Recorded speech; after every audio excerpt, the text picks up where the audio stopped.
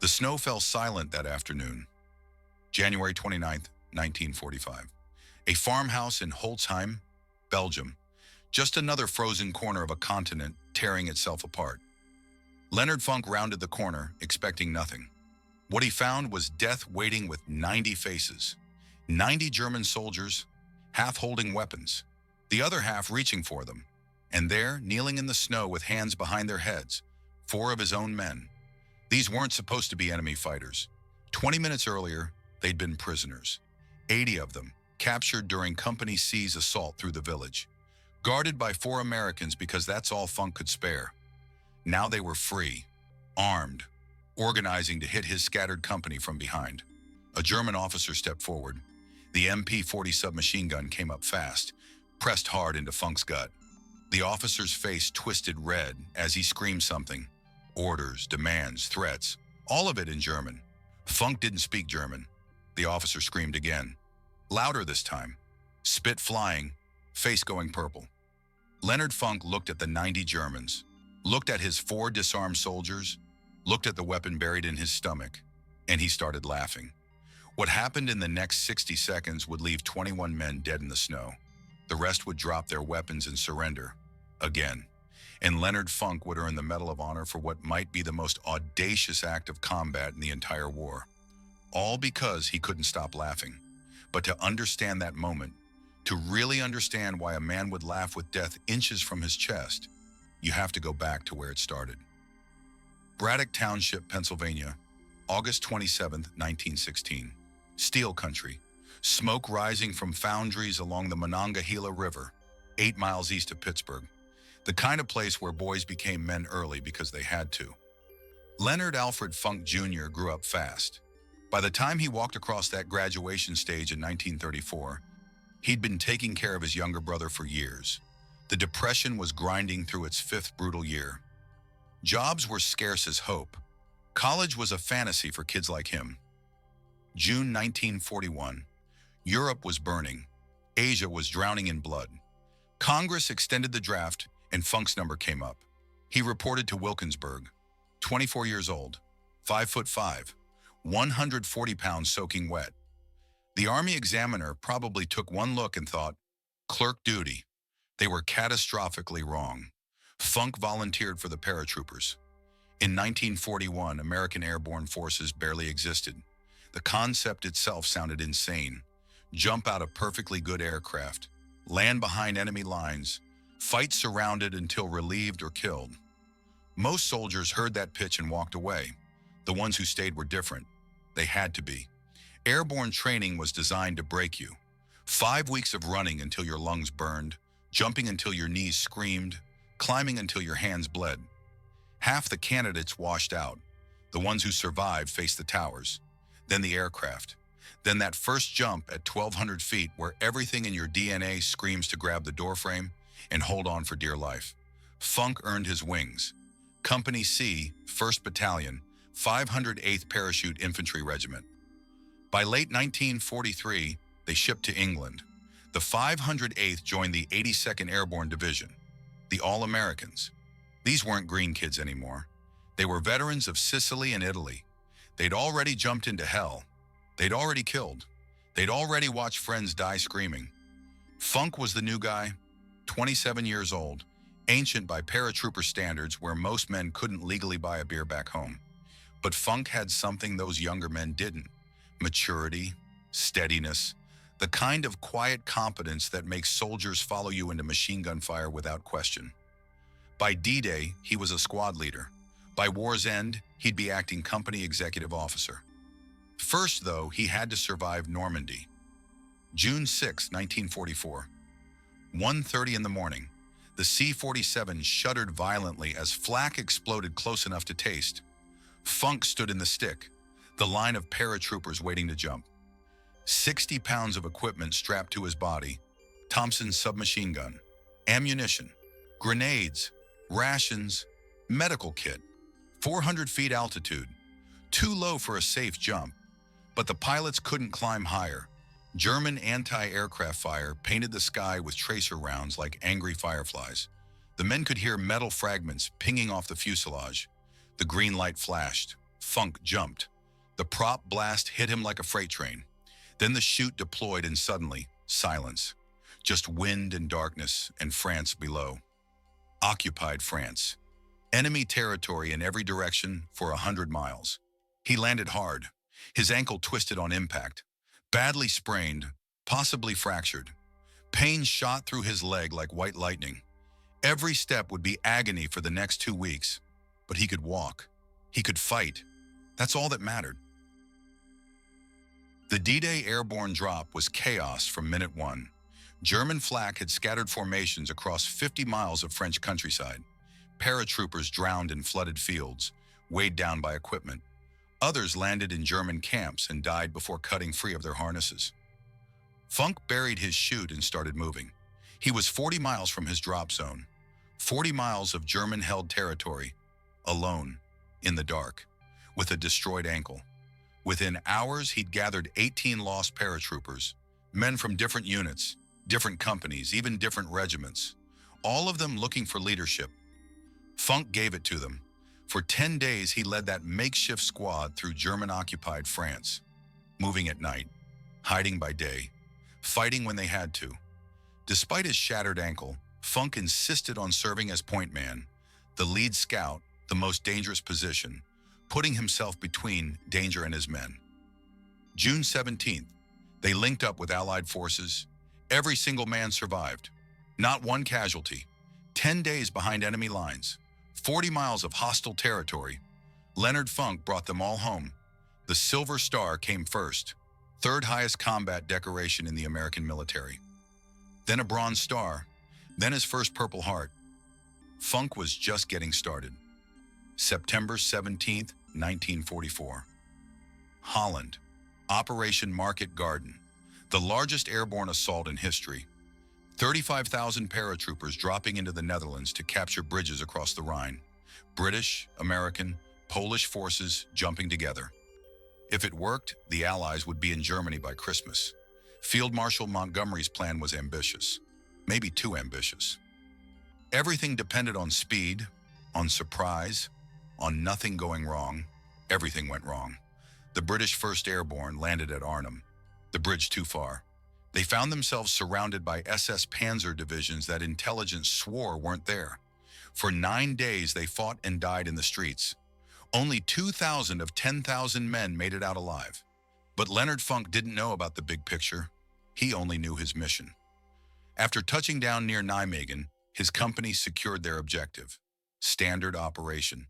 Then Funk noticed something that wasn't part of any plan. 3 German 20mm flak guns were firing at incoming Allied gliders. Those gliders carried reinforcements, medical supplies, ammunition, everything needed to sustain the airborne troops. If those guns kept firing, hundreds of men would die before touching Dutch soil.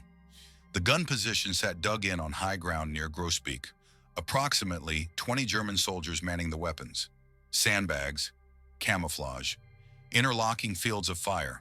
Funk had 3 men. Standard military doctrine says you need 3-to-1 superiority to assault a prepared position. Funk had the opposite. He was outnumbered 7-to-1. He attacked anyway. Leading from the front, Funk and his 3-man patrol stormed the German position. They killed the security detachment, neutralized all 3 guns and their crews. 20 Germans, 3 Americans. The guns went silent. The gliders landed safely. The Distinguished Service Cross followed. Second highest decoration for valor, 1 step below the Medal of Honor. Most soldiers who earn even one of these decorations are considered heroes for life. Funk still wasn't done. December 16th, 1944. The Germans launched their last desperate gamble. 3 armies, 400,000 men, 1,400 tanks. Hitler was betting everything on one massive offensive. Split the Allied armies, capture Antwerp, force a negotiated peace in the West. For the Americans, it became a nightmare. The offensive hit thinly held sectors manned by green troops and exhausted veterans. Entire divisions crumbled. The German advance created a bulge 50 miles deep in Allied lines. The Battle of the Bulge, the largest battle the American army would fight in World War II. 89,000 American casualties before it ended. The weather turned brutal. Snow, ice, temperatures dropping below zero. Men froze to death in foxholes. Weapons jammed solid. The cold killed as efficiently as bullets. Then came Malmédy, December 17th, 1944. A convoy from the 285th Field Artillery Battalion ran into SS Kampfgruppe Piper near the Bonje crossroads. After a brief engagement, 113 Americans surrendered. They were herded into a farmer's field, hands up, disarmed, prisoners of war. Then the SS opened fire, machine guns, pistols, rifles. They shot them down like animals. Men who tried to run were cut down. Men who fell wounded were finished with shots to the head. 84 Americans died in that field. Some survived by playing dead, lying motionless in the snow for hours while German boots walked past them. German voices laughing. When darkness came, 43 survivors crawled away and made it back to American lines. The news spread like wildfire through the American army. The Germans were executing prisoners. Malmédy changed everything. Before, the war had rules, unofficial, unspoken, but real. Soldiers surrendered when situations became hopeless. Prisoners were treated according to Geneva Convention standards. There was grim professionalism between enemies. After Malmédy, the rules were gone. American soldiers swore they'd never surrender to the SS. Some units passed down unofficial orders. No SS prisoners. When Leonard Funk heard about the massacre, something hardened inside him. He'd already seen too much. Normandy, Holland, friends dying in fields and forests across Europe. But this was different. This was murder. Cold-blooded execution of men who'd surrendered in good faith. Leonard Funk decided he would never surrender to the Germans, no matter what. That decision would matter very soon. January 29th, 1945. The Bulge was broken. Now the Allies were pushing back. Company C received orders to capture Holzheim, but there was a problem. They were severely under strength. The executive officer had been killed. They didn't have enough men. Funk looked at his depleted roster and walked to the company headquarters tent. Inside were clerks, supply personnel, cooks, men who normally never saw combat. "You're all infantry now," Funk told them. "Grab your weapons. We're taking that village." He formed a makeshift platoon. 30 men who'd spent most of the war behind desks.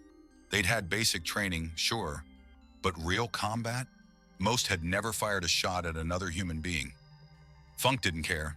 He needed bodies. He'd turn them into soldiers. The march to Holzheim was 15 miles through waist-deep snow in a driving blizzard. German artillery shells exploded around them, harassing fire from the flanks. Funk led from the front. They reached the village. Funk organized the assault. His clerks, his makeshift warriors, followed him in. 15 houses, Germans in everyone. Machine guns, rifles, grenades. Funk and his men cleared them all. 30 prisoners captured, not one American casualty. Another unit captured 50 more Germans on the village's far side. 80 prisoners total. They corralled them in a farmhouse yard. Funk looked at his exhausted men. They'd been marching and fighting for hours. Resistance still flickered in other parts of the village. He could only spare 4 guards. "Keep them here," he told the guards. "We'll send reinforcements when we can." Funk headed back into the fight. He had no idea what was about to happen behind him. While Funk cleared the rest of Holzheim, a German patrol approached the farmhouse. 10 men, maybe 20, wearing white camouflage capes that looked almost identical to American winter gear in the snow and confusion. The 4 guards didn't realize the danger until too late. The Germans overwhelmed them, disarmed them, forced them to their knees, then freed the prisoners. 90 German soldiers, counting the patrol. They grabbed weapons from the pile, organized quickly. They knew exactly what they were going to do. Attack Company C from the rear, while Funk's men were scattered and vulnerable. The German officer, probably a lieutenant or captain, began giving orders. "Position the machine guns. Set up the ambush. Wait for my signal." That's when Leonard Funk walked around the corner. He'd come to check on the prisoners, routine. Make sure the guards were okay. See if reinforcements had arrived. He rounded the corner of the farmhouse and froze. The scene was surreal. His 4 guards on their knees in the snow. The prisoners, who should have been unarmed and contained, standing everywhere with rifles in their hands, organizing for battle. The German officer spotted Funk immediately. The first sergeant's stripes on his sleeve marked him as a leader. A prize. The officer strode forward, shoved his MP-40 into Funk's stomach, screamed a command in German. "Surrender. Drop your weapon." Except Funk didn't speak German. He had no idea what the officer was saying. The officer screamed again. Louder. His face turned red, veins bulging in his neck. Funk looked around. 90 Germans, half of them armed, his 4 men disarmed and helpless. One other American soldier standing beside him, equally helpless. The mathematics of survival were zero. There was no scenario where Leonard Funk won this fight. He was outnumbered 90-1. The sensible thing, the rational thing, was to surrender. But Funk remembered Malmédy. 84 Americans murdered in a field, shot like animals, left to freeze in the snow. He'd already decided he'd never surrender to the Germans, so instead of complying, Leonard Funk did something inexplicable. He started laughing. Nobody knows exactly why Funk laughed. Maybe it was a tactic, a deliberate move to confuse the enemy and buy precious seconds. Maybe it was stress. The human brain does strange things when faced with certain death. Maybe it was genuine amusement at the absurdity of it all. An officer screaming in a language Funk couldn't understand, expecting compliance. Funk himself later said he tried to stop but couldn't. Something about the German screaming just touched a nerve. Whatever the reason, the effect was devastating. The German officer screamed louder. Funk laughed harder. He bent over, shoulders shaking, called out to his men. "I don't understand what he's saying." Some of the German soldiers started laughing too. The tension became bizarre. Their officer was turning purple with rage, and this American wouldn't stop cackling. The officer was completely thrown off. This wasn't how prisoners behaved. They begged, they pleaded, they complied. They didn't stand there laughing while you shoved a gun in their stomach. For a few critical seconds, the German officer didn't know what to do, and Leonard Funk used those seconds.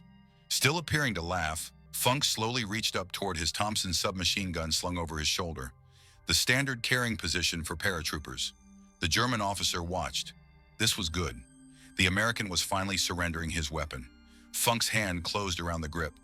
He began to unsling it slowly, carefully. The German relaxed slightly. He was about to have another prisoner. Then Funk moved. In one motion, faster than thought, he swung the Thompson down, brought the muzzle into line, and squeezed the trigger.